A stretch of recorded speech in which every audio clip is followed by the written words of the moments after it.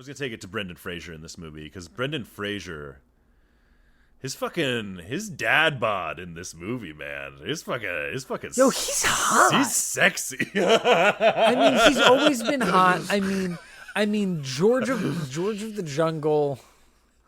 George of the Jungle is. I kind of enjoy George of the Jungle. No, like, okay, that movie rules. That movie is hilarious. Okay.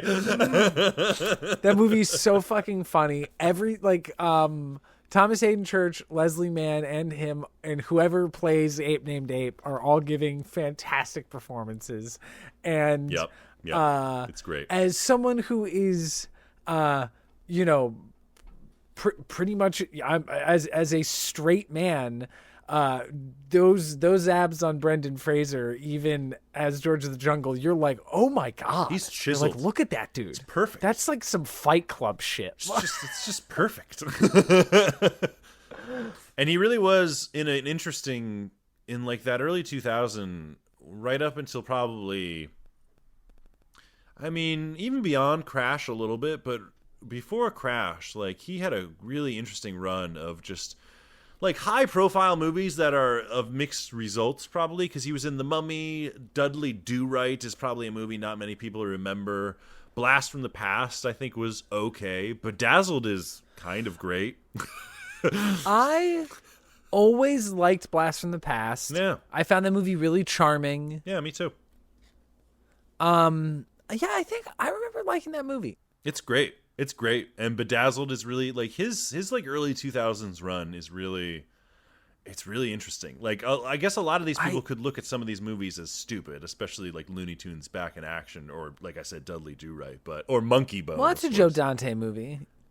Which one? Dudley Do-Right? Looney Tunes. Yeah. And I think that one has its moments. I think that one's okay. Yeah. But yeah, have you seen kind of like his later kind of adventure films too, like Journey to the Center of the Earth or Inkheart or any of those? I have not. I really, I guess, fell off on. Those are two fun ones. Those Brendan Fraser movies. I don't. I should pull up his list. No, you're good. But yeah, I always really liked Blast from the Past. I also think that I don't know if what's it called? I don't know if Bedazzled is a good movie. I think I was watching that for primarily the wrong reasons as a child. They were the right reasons. Well, and Brendan Fraser, that wasn't nothing. I was a huge Brendan Fraser fan. I went to see George of the Jungle in theaters. Right. Shout out, the real dark horse here is between Bedazzled and The Mummy Returns. He made Monkey Bone, which is a fucking crazy movie. Do you like that movie? I kind of loved Monkey Bone. I have not seen Monkey Bone in a while, but that movie is bug nuts. It's directed by Henry Selick. I've seen it. Oh man, that might be a future episode. Fucking crazy. And he also has that super heartbreaking arc on Scrubs. Oh, I don't even know what that is. Do you remember there was that whole era where just like fucking 6 hours a day Comedy Central is just showing Scrubs. And yeah, there was like 3 episodes where he plays like, I don't know, like one of the guy's brother-in-laws who like has cancer and dies, and it's fucking brutal and it's sad. Okay. But he's great. But then by then he ends up taking a bit of a break on some of the movies he does. You know, Crash is a smaller role. Yeah. Steps away from action until Journey to the Center of the Earth, which I have not seen. It's pretty good. It's definitely not like a great movie, but I think it's pretty good. And yeah, I was going to say, like, maybe before we move on, cuz it's weird how you know, in this script, I found it strange that in the script they have a nickname for his character, which is Ricochet O'Connell, and there's like these lines in the script where the son at one point even says like, I just thought, you know, you're Ricochet O'Connell, you're always going to get back up, you always do. It was like a strange reference to the reality, the sad reality, which I don't understand really. And what I'm referencing is the fact that, and you can even see it in the Mummy, Tomb of the Dragon Empire. There's a rough shot where like an explosion happens and like he is just thrown against a wall and then like lands back on a stone staircase. And I was just watching it going like, oh my God, I'm seeing Brendan Fraser, but I feel like I could have seen a stuntman for this scene. It's he basically kind of beat himself up doing these movies by just kind of like throwing himself around. And I don't really understand. So it's just strange because like I'm also a big lover of the Evil Dead franchise, and I know Bruce Campbell was like abused on those movies. It's just so strange. Like I guess it must have been a much higher level of of just no. I just don't understand why like no one would have like, I don't know. Maybe he was just so gung ho about doing the stunts, and he just genuinely was the person pushing himself to do these things, and it wasn't the studio saying like, listen, we should give you a stuntman or something. It's like I guess I'm just surprised that like that, and I know that actually isn't the only reason why he kind of walked away. He also walked away because he was sexually assaulted by, I believe, a producer. Yep. So it's not just he had a very complicated relationship with stardom and Hollywood. Yeah, he really did. But yeah, it's a strange thing to like. I love these movies.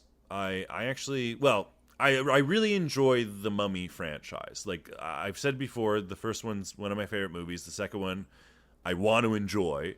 The third one and the Scorpion King, I actually could say that I about enjoy those movies equally. Like I would probably give the Scorpion King also like a 6 out of 10. It's like a movie that I think I'd. Yeah. You'd agree? I think I'd agree that they're both like a 3 out of 10. Well, maybe someday a Scorpion King episode, maybe not. But like, I do enjoy this franchise. I enjoy watching these movies, but it's strange to now know that, and to like whenever I see Brendan Fraser throwing himself around, it's like, oh, that's awesome that I get to see you and I love you and you're such a movie star. But it's also like, oh man, like you're hurting yourself, and I don't. It's strange. It's a strange thing to know. I don't know what my point is on this. No, I mean it's just I don't know. It's just this story that has been, I think, in all of our minds recently. There has been a real renaissance around Brendan Fraser recently. Yeah.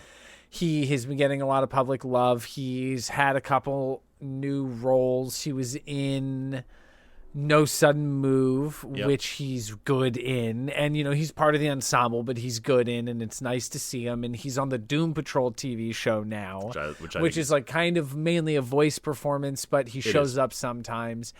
And he just got cast in the new Scorsese movie, Killers of the Flower Moon. Yeah. Yep.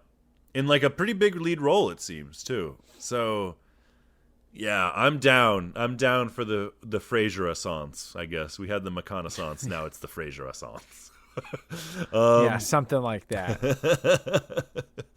But yeah, I love him in these movies. He's such a, he's just, like I said at the beginning, he's just such a fucking movie star in these movies, and he can utter any line of dialogue, and I'm just going to find so much charm in it. And I think that's probably why I continue to like this movie and Tomb of the Dragon Emperor. Like, I think there aren't many adventure stories with Brendan Fraser as an action lead. And so you're going to take what you can get. I think that's honestly, on some level, that's honestly how I feel about this movie. I'm just like, okay, I want to watch this. I want to watch Brendan Fraser save the day. I love him.